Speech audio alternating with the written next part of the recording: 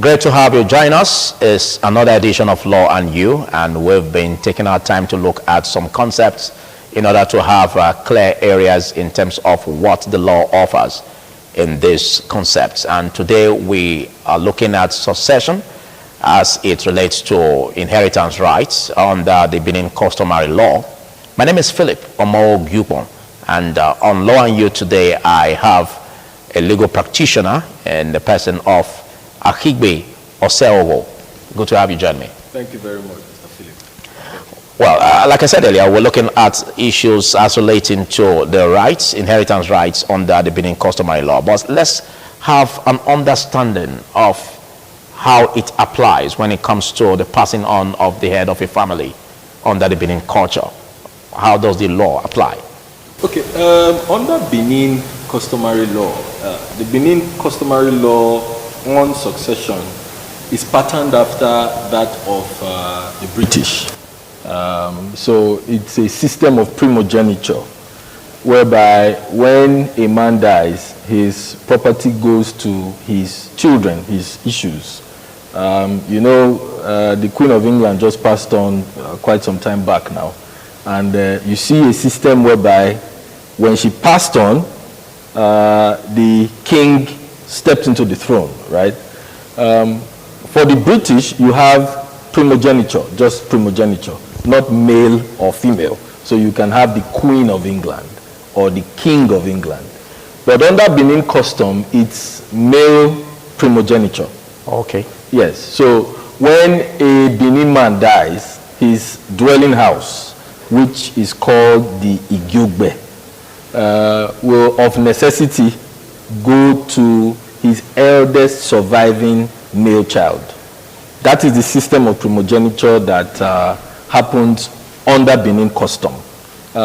So it's now a notorious fact. The Supreme Court has held in several cases that the dwelling house where the Benin man lived and died will automatically go to his eldest surviving son. So even if he writes a will in his lifetime and he gives out that property through that will to any other person apart from his eldest surviving son, that disposition, that transfer to that other person, to the extent of that transfer in the will be declared invalid. Not the entire will now, but that particular bequest will be declared invalid. So you mean to say that the customary law supersedes that of the testate, if there is a will, in that direction of the Gyogbe? Yes, well, as it relates to the Gyogbe. So, well, we will not say the customary law supersedes. We will say that statutory law has recognized that customary practice. Oh, it's already recognized under the statutory law? It's under the law. So under section 3.1 of the Wills Law of Bendel State, for example, it says that if he devises or if he gives out that property contrary to custom, that bequest will be declared invalid. So he's bound to follow it. So you mean to say that he has no choice in that direction? Yes. As for the in his lifetime, if he's to make a testate in that direction, he has no choice but to follow the law as it applies. Of course. So that's why we say that he does not have a Benin man who practices Benin custom does not have testamentary freedom as it relates to the disposition of that Igiogbe. If he does not take any further step outside what, maybe we'll get to that, I'm sure, in the course of the but some may see that as a challenge. Do you see that as a gap? Oh, it's a big gap. Now, so why is it a gap? It creates a legal problem. It creates a sociological problem. It creates a series of other problems, and I will explain. What was the practice? What did our forefathers do at that time that gave rise to this practice? So you see, the Igiogbe, where the man lives and dies, he has what is called the Uhure, a shrine. So when a baby is born, the baby is christened in that shrine. They name the child in that shrine. When a lady is getting married, everything is done there. Why? Because the staff of the family, the identity of the family, which is the Uhure, resides in that property. You get the point? So the idea is that when the eldest surviving son steps into his father's shoes, he ought to continue his father's legacies because the family's identity is domiciled in that house. So why has it created a sociological problem? A sociological problem in the sense that the moment the old man passes on, the eldest surviving son is actually waiting for his father to pass on, and then he sells off the property, and then his father's wives, children, and every other person who was living in that property, they are evicted. The practice, the custom, the philosophy, the idea behind the Gilbert practice is that the eldest surviving son ought to step into his father's shoes. So it is not a situation of only taking the asset, but it is also a situation of taking the asset and the responsibility. What we've now found over time is that stepping into the shoes of the father is just for the benefits accruable to the other surviving son.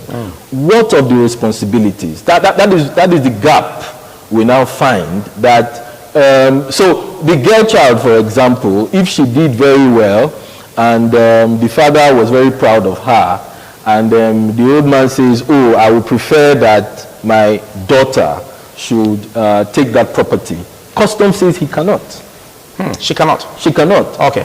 He cannot devise that property to. Okay, he cannot to the daughter. To the daughter, a female. So if a woman takes the gateway, is akin to saying that one day a woman may become the Oba. Okay. I think that is settled, but I know there will be mind-boggling questions on the minds of the viewers, and this is where you can send your reactions on the Twitter handles right in on the screen, and you can also send chats on the WhatsApp number writing on the screen likewise, and follow us on our Twitter handle, and we will be reacting to your questions in our subsequent edition. We're going to be having a series of this because it's a very large concept that we need to really let the viewers understand stricto sensu. In the course of your expression on this, you made mention of some practice where, or some idea of some who acquire this as firstborn, of the deceased, selling the property, that is the Gilbert. Does the law allow that? Because it's one thing for the law to keep this under the custody of the firstborn, but is it stricto sensu? Does it mean that the firstborn owns the property and he can sell when he deems fit? Okay, so I'll answer that question like this. I will tell you what obtains in what should be, and what we find today. Now, because of the nature of that property, is not one that should be sold. Okay. Because you are creating a legacy. You are moving from one generation to another. The Uhure, the staff of office, is not something you just move anyhow. It remains there. So because of the nature of the property, it ought to be retained, by all means. But in practice, in practical terms, we find Igyogbes being sold on a daily basis and nothing is done about it. Because as far as the first son is concerned, he claims that, the property is his. There are even instances where the eldest surviving son, upon the demise of his father, would step in to say that the property is his, not knowing that the father had transferred the property in his lifetime. So the point is, but not Igyogbes anyways, because you said that there's no way he can transfer the Igyogbes to any other child of his or son of his except the firstborn. Yeah. So in the property only becomes an Igyogbes when the deceased passes on. So it's even a constitutional provision that says that the man has a right. He has a right to his property in his lifetime. Yeah, so he can will it out to any of his children, even the female children, for instance. No. He can do as he pleases in his lifetime. What does that mean? He can sell he can do whatever he pleases, he can transfer. But if he does not transfer in his lifetime, it means that that property upon his demise still constitutes part of his estate. Yeah.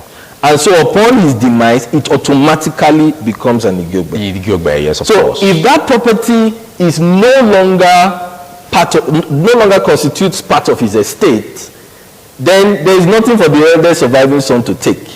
What am I trying to say in essence? Since in a situation, for example, where a man knows that his eldest surviving son will constitute nuisance, will not be someone that will continue with his legacy, in his lifetime, he may decide to dispose of that property. That is the owner of the property. Once he does that, upon his demise, it means that property no longer constitutes part of his estate. Invariably, there is no Igiogbe for the first son to inherit. So, but you know, there has been this argument that the owner of the dwelling house cannot sell the house in his lifetime. But there are judicial authorities on the point that says that the property only becomes an Igiogbe upon the demise of the deceased. Yes. And he can do as he pleases with that property in his lifetime. So which means in his lifetime, even if he wills that, even if he wills that to any of his children or female children, as the case may be, but by the time he dies, he no longer has that as part of the estate. Is that what you're saying? No. It now becomes the Igiogbe. So we need to clarify. That will be taken by the first son. So we need to clarify. He cannot will. Because there's a law saying that if he gives out that property through a will to the wrong person, that bequest, that particular bequest is void. Because it becomes an object of litigation. But the where I'm going to is this. What we normally would advise people to do, because there will be no, if the man was a truck pusher, of course, he had no house to share. There will be no dispute over a Igiogbe. It is because he has assets. That's why there is this dispute, right? So what we will normally advise, where there is a tendency that the eldest surviving son will constitute a nuisance, will not continue with his father's legacy, we advise the owner of the property to pauperize his estate, sell it off, transfer, create a trust.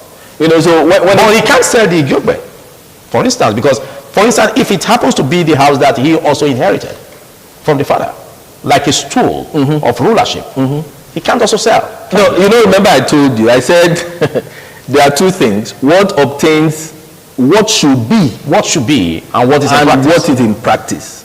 These days, and realistically at that, people sell off Igiogbe. Or does he have the backing of the law? I don't know of any law that stops him from selling. Because, so let's go back to, remember I told you that we patterned our system, we patterned it after the British monarchy, right? Under the British monarchy, most of the assets of the queen or the king is not his. He doesn't own it as an individual. Yes, of course. He owns it. He takes care of those assets as a trustee. Okay. As a trustee, so he manages the asset. Because when he's done and his time is up, or maybe he passes on, someone else steps in to manage, takes over, and then that continues. Yeah. Good. That is what ought to be with the Igiogbe practice. But where it appears we have missed it is that selling it, I do not know of any consequence, either legally or customarily. If you say you do not know, does it mean that it's not known to law? It's not known to law. There are no decisions, judicial decisions in that regard. No, that could also form a law. I tell you for reference point. I tell you for free. Go to Akpakpava from the beginning down to some of the houses could have been Igiogbe. Igiogbe, they sold to banks, sold to different organizations. What has happened? So there is really nothing in the law that stops him from selling. But my view is that based on the nature of that asset, it's not something that should be sold, but it is being sold. Okay. Yes. So I think that's a gap that we need some legislations, in order to have a better picture on how to resolve issues in that light. Just like I said earlier, you can send your reactions via the Twitter handles writing on the screen, and of course the WhatsApp number writing on the screen also, so that we can treat your questions as we have subsequent edition. I still have with me the legal practitioner, and he is Akigbe Aseowo. Let's look at this aspect of the women, for instance, because we see when the head of the family passes on, they also make the female children, to contribute to the burial. Of course. Now, at what point can we say if the head of the family that passed on, has had property, not just the Igyogbe? At what point can we say that the female children can have a bite? Okay, no, of course. Once you've taken out the Igyogbe, every other thing can be shared. But you cannot tamper with the Igyogbe. Even shared among the female children? No, of course not. Not exactly what I'm saying. So once you take out, female children are also part of the contribution, as in they also made their part in the contribution for the burial of their father that passed on. Well, so how does the law, or under the Benin Customary law, how does it, seek the succor of such female children? It doesn't favor the female child. It is chauvinistic in nature. It favors the elder surviving male child. So, but what is the way out? A man has property, maybe just that dwelling house. He knows that when he passes on, his elder surviving son will take over. What should he do? Would he sit and watch? There are options. So he can decide to create a trust. When he creates a trust, he transfers that property to someone else. Okay. Who manages it as a trustee. As a trustee. For the benefit of named beneficiaries. There is a particular object, there are beneficiaries. He specifies what he wants to do with that property. Outside the Igyogbe. Remember, it only becomes a Igyogbe when he passes on. In his lifetime, he can decide that I will transfer this property to somebody else. Okay. Who in the eyes of the law is called a trustee. That trustee would be given instructions on how to manage that property for the benefit of named beneficiaries. Once he does that, that property no longer constitutes part of his estate. That property, upon his demise, will no longer be called an Igyogbe.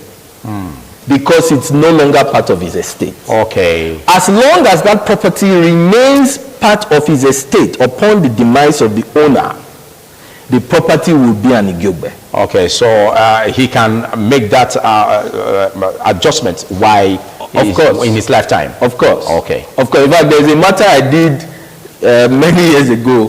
The man sold off the property in his lifetime. So I think he had about 3 wives, and then he knew that his elder surviving son would not, he wasn't happy with his son. And so he decided to sell the property to a child from each of the wives. Furnished consideration, no matter how small, consideration being the cost of the property. Okay. And sold it off to them, registered that sale that I have sold it off, and pleaded with them that please allow me remain in this property in my lifetime. And that was it.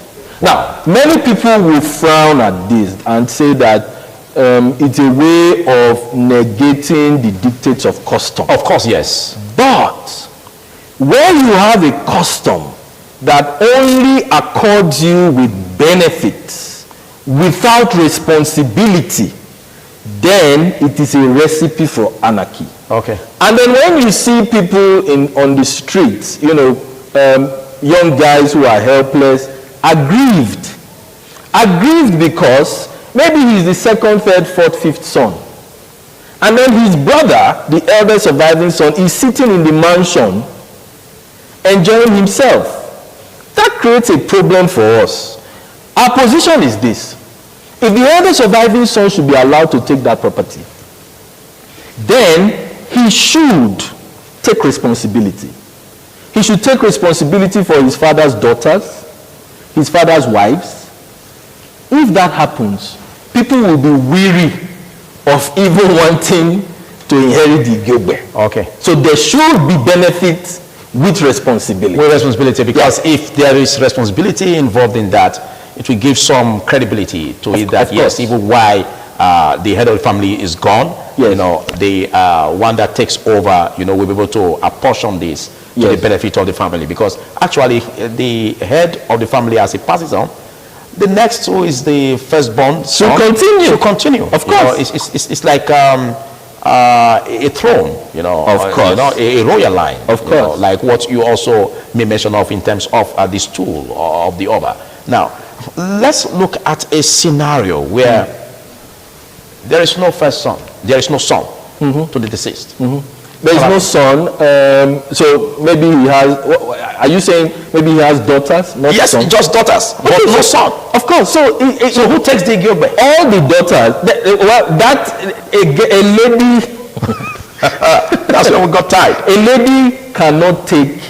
A lady cannot step in to take the Igiogbe. That's already a basic. Of course. Whatever. But that leaves us with a puzzle. That leaves us with a puzzle. Now, in attempting to unravel that puzzle, remember I told you that the nature of that property, there is an uhurede. There is something that they worship, a shrine, right? A lady cannot continue that process, that practice. If he has an eldest surviving brother, that can step in for the purpose of continuing the legacy. But you see, that creates a risky situation, because that brother can step in and appropriate and take over the property and just say, okay, you are women, get out. But does this have the backing of the customary law? Of course.